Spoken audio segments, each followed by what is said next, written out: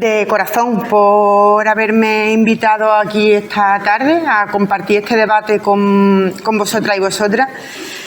Me parece esencial que hablemos de este tipo de cosas y que hablemos además en un marco que habéis llamado de la red de activistas de Sevilla, porque nos hacen falta activistas como el comer, nos hacen falta, yo iría un paso más, nos hacen falta militantes como el comer. En defensa de lo público, en defensa de los derechos de los trabajadores y trabajadoras, en defensa de los derechos humanos, en defensa de una sociedad más igualitaria, etcétera, etcétera.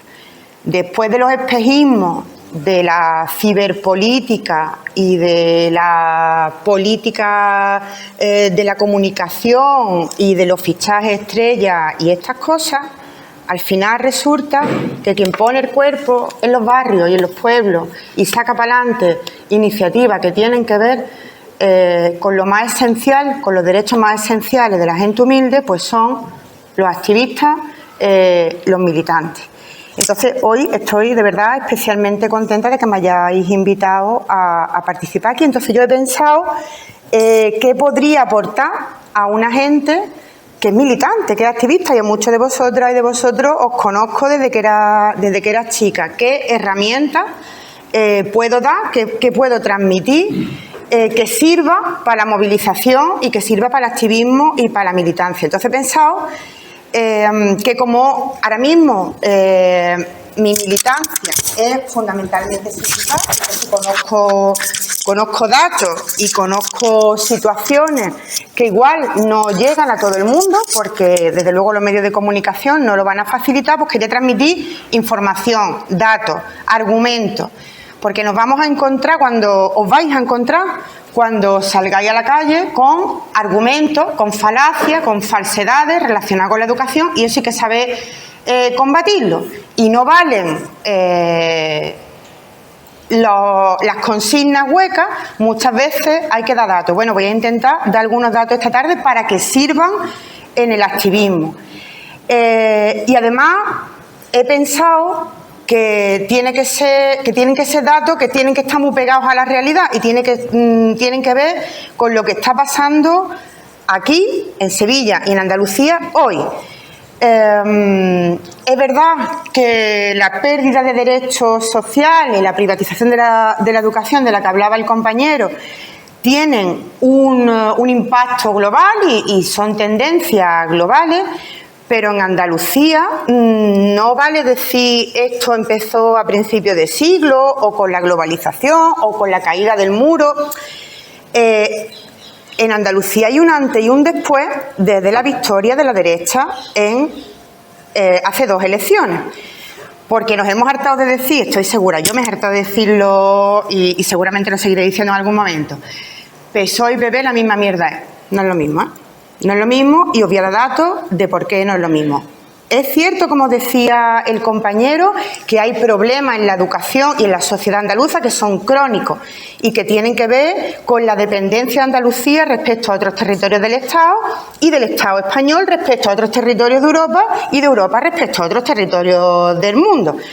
Eso es verdad, y somos una tierra subdesarrollada y tiene que ver con eso los altos índices de abandono escolar y fracaso escolar de los que hablaba el compañero, tiene que ver con esa situación de subdesarrollo de dependencia, el que seamos una de las comunidades autónomas, de los territorios donde menos se invierte por alumno, alumna en la educación pública, tiene que ver con que seamos uno de los territorios donde la ratio profesor, profesora, alumnado es más alta de todo el Estado, tiene que ver con los niveles los niveles de segregación, pero no todo tiene que ver con una dependencia crónica. Hay cosas que están pasando hoy en día que tienen que ver con que la derecha más recalcitrante está en San Telmo y está con una mayoría absoluta en el Parlamento. Y si no tenemos eso claro, no vamos a poder combatir determinadas políticas que se aplican hoy en día. Es verdad que todo esto que he dicho antes no solamente tiene que ver con la situación de dependencia, tiene que ver también con los 40 años de gobierno socialista que le abrió la puerta en el Estado y también en Andalucía a la concertada, a determinadas formas de organización antidemocrática en los centros educativos y un montón de cosas. Pero lo que se está haciendo desde que llegó la derecha al gobierno de la Junta con los años anteriores no tiene nada que ver. Hay un cambio cuantitativo y cualitativo muy grande y tenemos que tener esos datos porque tenemos que combatir. Voy a intentar ser lo más breve posible, pero ya digo, dotaros o transmitiros datos para que sepáis mencionar. Y vamos a empezar por los niveles más bajos en términos de edad, de educación hasta los más altos. Infantil, decía el compañero. En educación infantil es un nivel educativo donde desde siempre las guarderías que se llamaban antes, ahora se llaman escuelas infantiles.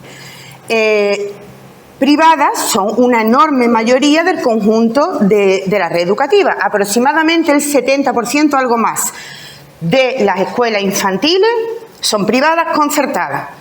No llega ni al 30% las escuelas infantiles públicas.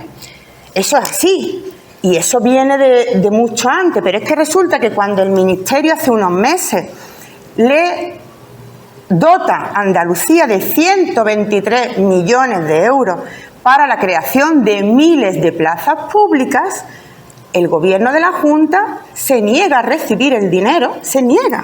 No queremos 123 millones de euros si eso significa crear plazas públicas. Y el único argumento que dan es que eso destruiría el negocio privado de la guardería, vamos a llamarlo así, que es como lo llama todo el mundo. Así de claro. Ese fue el argumento. Ahora están ahí negociando y parece que el Ministerio va a ceder, porque ciertamente el PSOE tampoco es que, en fin, sean la Guardia Roja. Y van a ceder y van a acabar financiando la subvención, los conciertos con guarderías privadas con esos 123 millones de euros que en principio estaban pensados para la creación de plazas públicas. Eso es lo que tiene que ver con infantil. En primaria se encuentra la derecha con otra situación cuando llega al gobierno y es la contraria en términos porcentuales.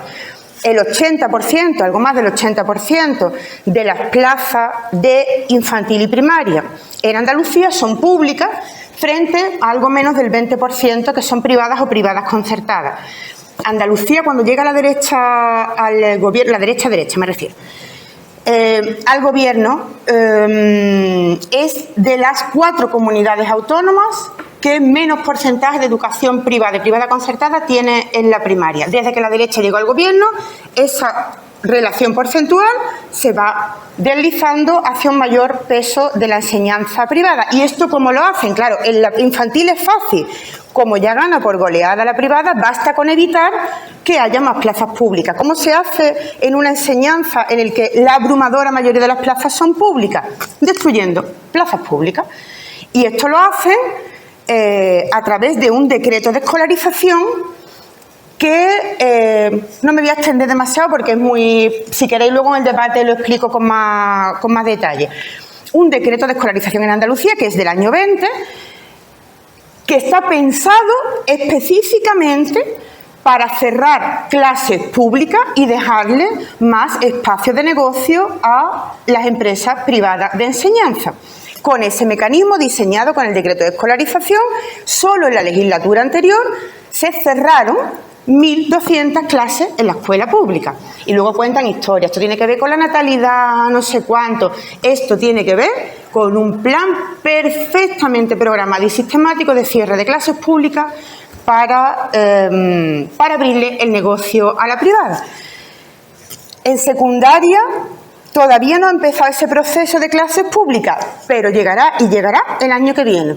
¿Por qué es así? Nada más que hay que echar las cuentas. Porque empezaron con primaria hace 5 años, el año que viene son 6 años, de primero a sexto, le toca a la secundaria el cierre de clases públicas. Ya lo tienen pensado, tan pensado lo tienen, que lo próximo que va a hacer el gobierno del PP, lo ha dicho públicamente, es concertar el bachillerato, porque hasta ahora no había conciertos de bachillerato en Andalucía, pues ya los van a introducir.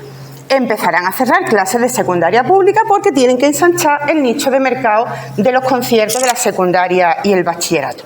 Lo de la FP, y digo, por nivel educativo, lo de la FP ya clama al cielo.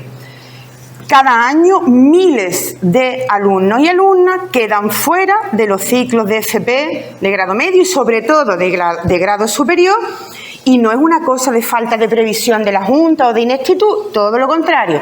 Es un plan perfectamente pensado de retener, de crear un déficit artificial de clases, de plaza de FP pública para ensanchar el negocio de la FP privada. El paradigma de esto es MEDAC. MEDAC es una empresa fundada por Javier Imbrodo que, oh casualidad de las casualidades, durante el periodo de mandato de Javier Imbrodo, falleció casi al final de la legislatura, multiplicó su valor por casi 200. Antes de ser vendida a un fondo de inversión, a un fondo buitre estadounidense, y ahora mismo está en plena expansión porque no para de tener concesiones y autorizaciones por parte de la Consejería de Educación y cesiones de terreno público por parte de universidades públicas como la Universidad de Málaga, como la Universidad de Córdoba o como la Universidad de Jerez, para que instale sus módulos privados en instalaciones públicas y en suelo público. De la universidad no me extiendo demasiado porque además no es mi campo, yo soy profe de secundaria, ya está autorizada la creación de 8 universidades públicas que no cumplen ningún criterio de calidad, que incluso cuentan, que incluso cuentan con el rechazo de la conferencia de rectores, pero que han sido autorizadas por la Consejería de Educación y por el Gobierno de la Junta para que empiecen su actividad próximamente. En todos los niveles educativos, el mecanismo es el mismo.